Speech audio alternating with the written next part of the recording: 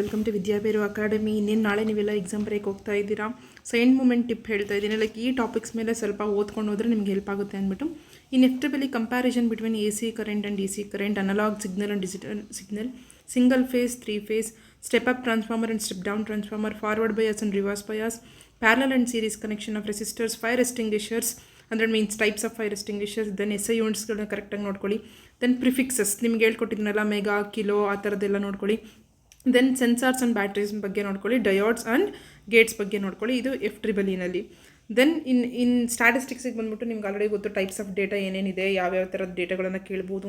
ಹಾಗೆ ಗ್ರಾಫ್ಗಳನ್ನು ಕೊಟ್ಬಿಟ್ಟು ಕೇಳ್ಬೋದು. ಹಾಗೆ ಗ್ರಾಫಲ್ಲಿ ಕೆಲವೊಂದರಲ್ಲಿ ನಿಮಗೆ ಪೈ ಚಾರ್ಟ್ ಅಲ್ಲೆಲ್ಲ ಫಾರ್ಮುಲಾಸ್ಗಳು ಬಂದಿದೆ.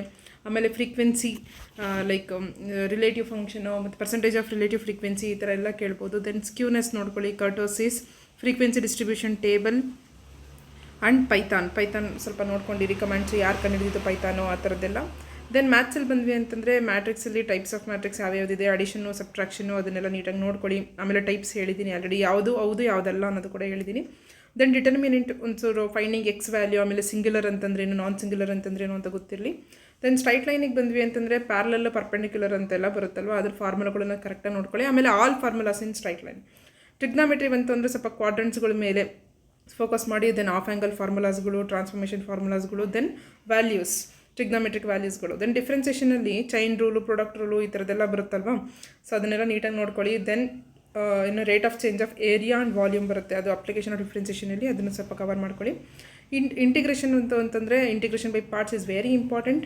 ಅದರಲ್ಲೂ substitution method, then finding area and volume ಇದರಲ್ಲೂ ಇದೆ, ಸ್ವಲ್ಪ ಅದನ್ನೊಂಚೂರು ಫೋಕಸ್ ಮಾಡ್ಕೊಳ್ಳಿ. ದೆನ್ ಡೆಫಿನೆಟ್ ಇಂಟಿಗ್ರಲ್ ಅಂತಂದರೆ upper limit minus lower limit ಹಾಕೋದು. IT ಸ್ಕಿಲ್ಸಲ್ಲಿ ಬಂತು ಅಂತಂದರೆ ಲೈಕ್ ನಿಮಗೆ ಹೆಂಗಿದೆ ಸೈಬರ್ ಸೆಕ್ಯೂರಿಟಿ ಸ್ವಲ್ಪ ಚೆನ್ನಾಗೇ ನೀವೆಲ್ಲ ತಿಳ್ಕೊಂಡಿದ್ದೀರಾ ಅನ್ಕೋತೀನಿ. ಅದರಲ್ಲಿ ಆರಾಮಾಗಿ ಫುಲ್ ಮಾರ್ಕ್ಸ್ ತೊಗೋಬೋದು. ಇನ್ನು ರಿಮೈನಿಂಗ್ ಚಾಪ್ಟರ್ಸ್ಗಳಲ್ಲಿ ಲೈಕ್ ಫ್ಲೋ ಚಾರ್ಟ್ಸು, ಅದ್ರ ಸಿಂಬಲ್ಸ್ಗಳು, ದೆನ್ ಫ್ಯೂ ಕಮೆಂಟ್ಸ್ ಅದು ಏನೇನು ಹೇಳ್ಕೊಟ್ಟಿದ್ರೆ ಸ್ವಲ್ಪ ಫೋಕಸ್ ಮಾಡಿ.